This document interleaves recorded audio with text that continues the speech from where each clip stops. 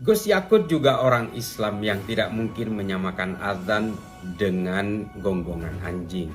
Ini hanyalah ulah dari para penggoreng yang selama ini mengaku paling Islam, tapi mereka sebenarnya adalah orang-orang yang sakit hati. Mereka ini adalah ampas-ampas politik yang tidak pernah berhenti untuk menghasut rakyat dan menunggangi agama sebagai alat untuk membodohi rakyat demi ambisi-ambisi politik mereka. Baik mereka yang mengusung khilafah, mereka yang mengusung narasi-narasi agama hanya untuk kepentingan-kepentingan kekuasaan, selama ini memang selalu sakit hati terhadap Gus Yakut. Gus Yakut adalah orang yang tegak lurus membela NKRI dan Pancasila.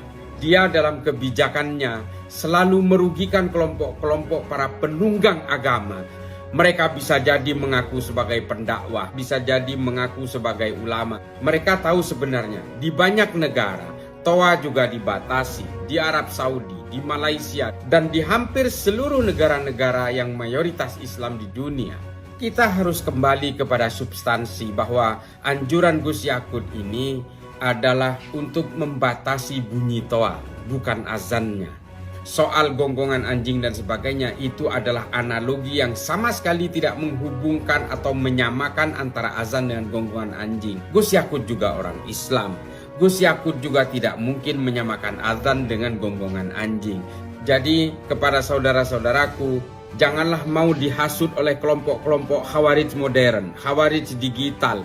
Mereka ini adalah orang-orang yang organisasinya telah dibubarkan seperti HTI dan FPI. Mereka sebenarnya adalah orang-orang yang selalu mengaku sebagai pembela Islam, tapi sebenarnya mereka adalah perusak Islam. Merekalah yang menjauhkan Islam dari daya tariknya. Untuk Gus Yakut, jangan pernah mundur Gus. Tetaplah menjadi Menteri Agama bagi semua agama. Saya dan Anda Gus Yakut adalah orang Islam yang tidak pernah mau menjelekkan agama Islam ini seolah-olah Islam itu identik dengan kebencian. Tetaplah kita berjuang dengan daya tarik Islam sebagai agama yang damai dan agama yang bisa menjadi rahmat bagi alam semesta. Gus Yakut, Anda tidak pernah juga orang Islam yang tidak mungkin menyamakan azan dengan gonggongan anjing. Ini hanyalah ulah dari para penggoreng yang selama ini mengaku paling Islam, tapi mereka sebenarnya adalah orang-orang yang sakit hati. Mereka ini adalah ampas-ampas politik yang tidak pernah berhenti untuk menghasut rakyat dan menunggangi agama sebagai alat untuk membodohi rakyat demi ambisi-ambisi politik mereka.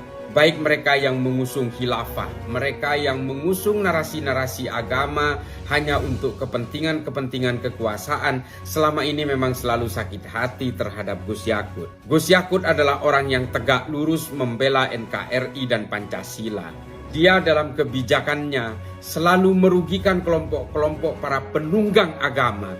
Mereka bisa jadi mengaku sebagai pendakwah, bisa jadi mengaku sebagai ulama. Mereka tahu sebenarnya di banyak negara, TOA juga dibatasi. Di Arab Saudi, di Malaysia, dan di hampir seluruh negara-negara yang mayoritas Islam di dunia.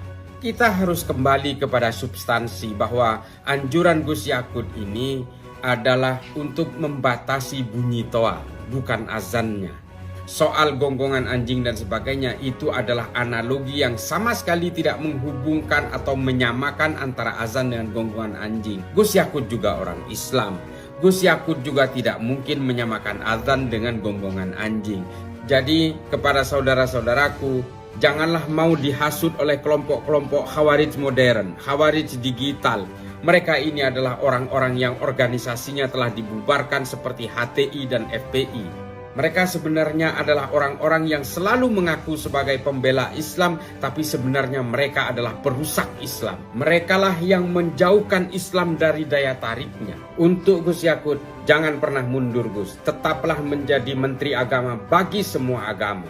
Saya dan Anda Gus Yakut adalah orang Islam yang tidak pernah mau menjelekkan agama Islam ini seolah-olah Islam itu identik dengan kebencian. Tetaplah kita berjuang dengan daya tarik Islam sebagai agama yang damai dan agama yang bisa menjadi rahmat bagi alam semesta. Gus Yakut, Anda tidak pernah sendiri.